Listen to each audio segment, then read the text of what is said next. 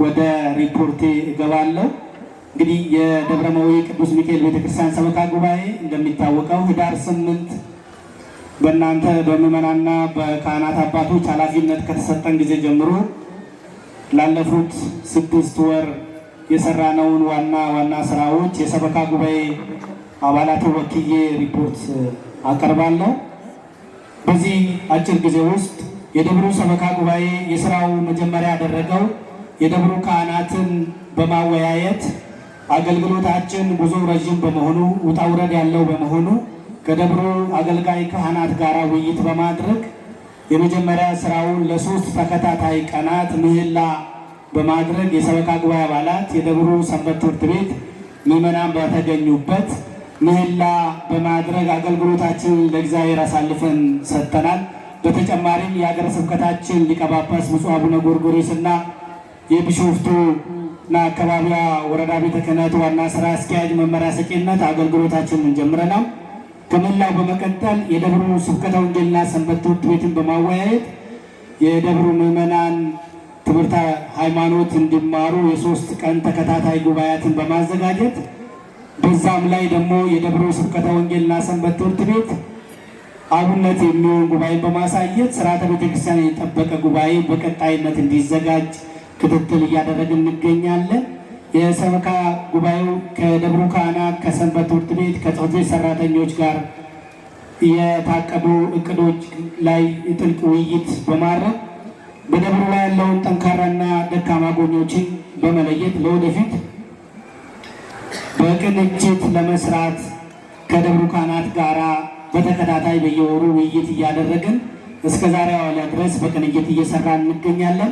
ከውይይቱ በኋላም በደብሩ ላይ የታዩ ክፍተቶችን የሚለይና የችግሮቹን መፍትሄ የሚያመጣ የልዩ የጥናት ኮሚቴ በማዋቀር የደብሩ ቋሚ ንብረቶች የገንዘብ አሰባሰብን ለማዘመን፣ የጸበል ቤት አገልግሎትን ምቹ ለማድረግ፣ የደብሩን 2 የንዋያተ ቅድሳት ሽያጭ ሱቆች አሰራር ለማዘመን የተደረገውን ቀጣይ በሰሜን በኩል ያለውን የቤተ ክርስቲያን የይዞታ ቦታ ምን እንደሚሰራበት ጥናት በማድረግ ላይ እንገኛለን። በመሆኑ ሁላችሁም እንደምታውቁት በእናንተ ቸርነት በእግዚአብሔር መልካም ፍቃድ የተሰራው የደብሩ ፎቅና የኮንቴነር ሱቆች ተከራይቶ አገልግሎት እየሰጠ መሆኑ ይታወቃል።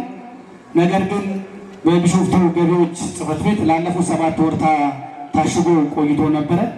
በዚህ 7 ወር ውስጥ ከቢሾፍቱ ከተማ ከንቲባ፣ ከቢሾፍቱ ከተማ ገቢዎች ጽሕፈት ቤት፣ ከቢሾፍቱ ከተማ የብልጽግና ቢሮ ጋር በመሆን የሀገረ ስብከታችን ሊቀ ጳጳስ በተገኙበት የቢሾፍቱና አካባቢዋ ወረዳ ቤተ ክህነት ስራ አስኪያጅና ሌሎች ልዑካን በተገኙበት ለሰፊ ጊዜ ቢያንስ ከ10 ጊዜ በላይ ማለት ይቻላል ሰፊ ውይይት በማድረግ እስከ ቅዱስ ሲኖዶስ ድረስ ችግሩ እንዲፈታ ያላሳለሰ ጥረት የሰበካ ጉባኤ በማድረግ ቅድም መርሐ ግብር መሪው እንደገለጸው ሱቃችን እንግዲህ በእግዚአብሔር መልካም ፍቃድ ሊከፈት ችሏል። እግዚአብሔር ስም የተመሰገነ ይሁን።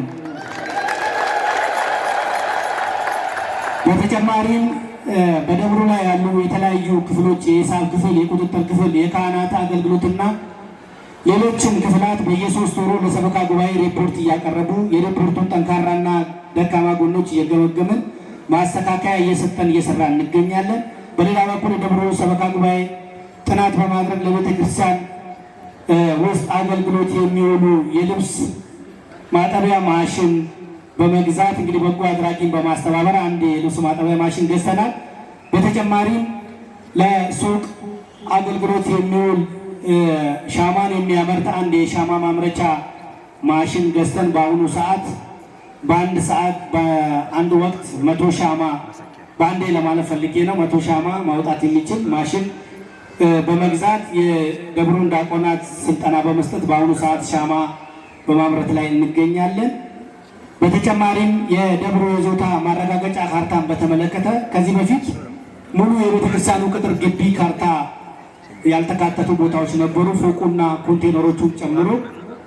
ይህንን እንግዲህ በአዲስ የተገነባ ፎቅን ጨምሮ ተካቶ እንዲሰራልን ከቢሾፍቱ ከተማ ከንቲባና ሊቀ ጳጳሳችን እንዲሁም በተጨማሪ የቢሾፍቱና አካባቢዋ ቤተ ክህነት ጋር ሰፊ ውይይት በማድረግ የከተማችን ከንቲባ አቶ አለማየሁ ለመሬት አስተዳደር መመሪያ በሰጡልን መሰረት በአሁኑ ሰዓት ሙሉ የቤተ ክርስቲያኑ ይዞታ ፎቁንና ኮንቴነሩን ጨምሮ ካርታ ተሰጥቶ ተረክበን እንገኛለን። ከልብ እናመሰግናለን። ለዚህ እንግዲህ ሌላው የሰበካ ጉባኤ ሰራው አሁን እንደምታውቁት የሀገሪቷ ላይ ያለው የዋጋ ግሽበትና የኑሮ ውድነት የሚታወቅ ነው።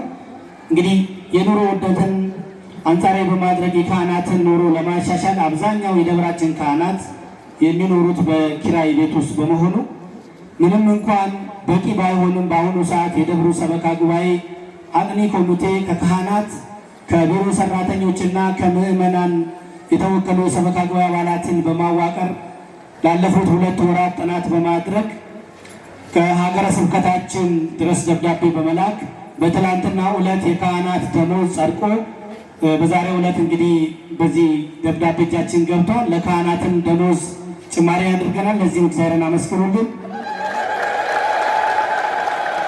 ሌላውና ዋናው ከባዱ ነገር ሁላችሁም እንደምታውቁት የቅዱስ ገብርኤል ቤተክርስቲያን ብዙ ምዕመናን እንደምታውቁት ቅሬታ ያላችሁም አላችሁ። እኔ በእግዚአብሔር ፊት መናገር እፈልጋለሁ።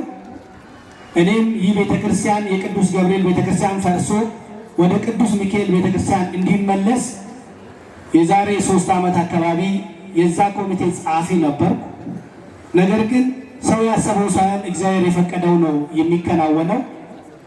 በዚህ 6 ወር ውስጥ ብዙ ውጣ ውረዶች በመሄድ የሀገረ ስብከታችን ሊቀ ጳጳስ ጋራ ውይይት በማድረግ ቤተክርስቲያኑ ወደ አንድ እንዲጠቃለል ብዙ ጥረት አድርገናል። ነገር ግን እግዚአብሔር የፈቀደው የቅዱስ ገብርኤል ቤተክርስቲያን እንዲታነጽ የሆነበት 3 አበይት ምክንያትን በመወያየት ቤተክርስቲያኑ ወደ መስራት ገብተናል። የመጀመሪያው እንግዲህ የቅዱስ ሚካኤል ቤተክርስቲያን ጣሪያው እንደምታዩት በ2 ቦታ ያፈሳል። ይህ ቤተክርስቲያንን ለማደስ በዚህ ቅጥር ግቢ ውስጥ በቅጡ እንኳን የሚታይ አዳራሽ ወይም ደግሞ መቃብር ቤት የለም እና ቤተክርስቲያን አሳርፎ ለማደስ ማሳረፊያ ቦታ ባለሆነ የቅዱስ ገብርኤል ቤተክርስቲያን መስራት አስፈላጊ ሆኖ ተገኝቷል። ሁለተኛ የቅዱስ ሚካኤል ቤተክርስቲያን እንግዲህ መንበሩ አንድ ነው። ሁላችሁም እንደምታውቁት ምዕመናን ላንረዳ እንችላለን። በስርዓተ ቁርባን ሰዓት ስርዓተ ቁርባንን ለማከናወን ከ1 ሰዓት እስከ 2 ሰዓት ድረስ አንዳንዴ በአበይት በዓላት የሚወስድበት ሰዓት አለ። ሁላችሁም እንደምታውቁት ይህንን አገልግሎት ለማቀላጠፍም የቅዱስ ገብርኤል ቤተክርስቲያን አስፈላጊነቱን የሀገረ ስብከታችን ሊቀ ጳጳስ መመሪያ ስለሰጡበት፣ ሶስተኛ አበይት በዓላትና አጽዋማት ወቅት የማህሌትና የሰዓታት አገልግሎት ሁለቱም ጎን ለጎን የሚሰጡ አገልግሎት በመሆናቸው እነዚህ 3ና ሌሎች የማናነሳቸው ጉዳዮችን አጠቃለው የቅዱስ ገብርኤል ቤተክርስቲያን ለመሰራቱ የእግዚአብሔር መልካም ፍቃድ ሆኖ ላለፉት 20 ቀናት ውስጥ የመሰረት ስራውን ሰርተን የአርማታ ስራ ብቻ ይቀረናል። እንግዲህ ይህንንም ስራ እስካሁኗ ሰዓት ድረስ በተለይ የደብራችን ካህን የሆኑት ሊቀ ትጉሃን ቀሲስ መምህር ዳንኤል ከ80% በላይ ያለውን የግንባታውን ስራ የሸፈኑልን እስካሁን እሳቸው ናቸው በአንድ ካህን። ሌሎቹም ካህናት ተሳትፎ ቢያደርጉ አብዛኛውን ስራ የሰሩት እሳቸው ናቸው። እንግዲህ እንድታመሰግኑልኝ ጥሬን አቀርባለሁ።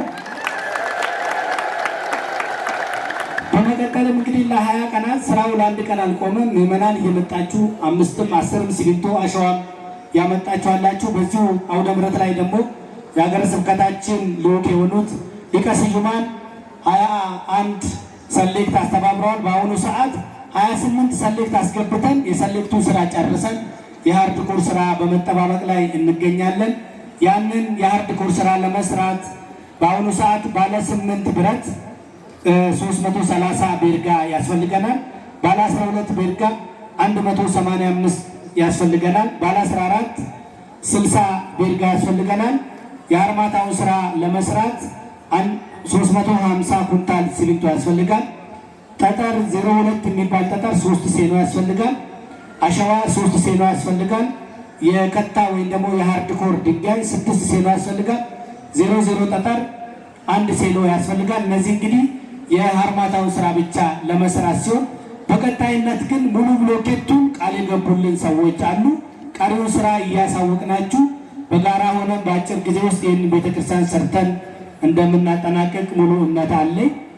በመጨረሻ የሂሳብ ሪፖርትን በተመለከተ የደብሩ ሂሳብ ገቢ አሰባሰብ በተመለከተ የአውደ ምሕረት የዕለት ገንዘብ አሰባሰብን የሁለቱንም ሱቆች የጸበል ቤትና ሌሎች ማንኛውም የቤተክርስቲያን ገቢ በየዕለቱ ወደ ባንክ ገብቶ በደብሩ አስተዳደርና በምክትል እየተፈረመ ወጪዎች የሚወራረዱ ሲሆን በዚህ 6 ወር ውስጥ የተሰባሰቡ ገቢዎች 17,749,036 ብር ከ05 ሳንቲም ሲሆን የተደረገው ወጪ 14,110,947 ከ21 ሳንቲም ሲሆን ለሀገረ ስብከት የተከፈለ 20% 3,500,000 ብር ሲሆን በአሁኑ ሰዓት ሰበካ ጉባኤ ላይ ያለን በንግድ ባንክ 144,000፣ በአባይ ባንክ 2,336,405፣ በአቢሲኒያ ባንክ 6,650 ብር፣ በንብ ባንክ 1,030,079 ብር ከ18 ሳንቲም፣ በአዋሽ ባንክ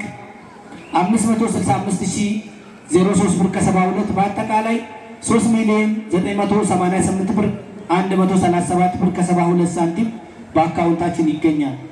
በእውነቱ በመጨረሻ እውቀታችሁን፣ ገንዘባችሁን ለለገታችሁ ምዕመናን እያመሰገን የቢሾፍቱና አካባቢዋ ወረዳ ቤተ ክህነት ስራ አስኪያጅ፣ ምክትል ስራ አስኪያጅ እና ሌሎችን ሰራተኞች እንድታመሰግኑ እጠይቃለሁ።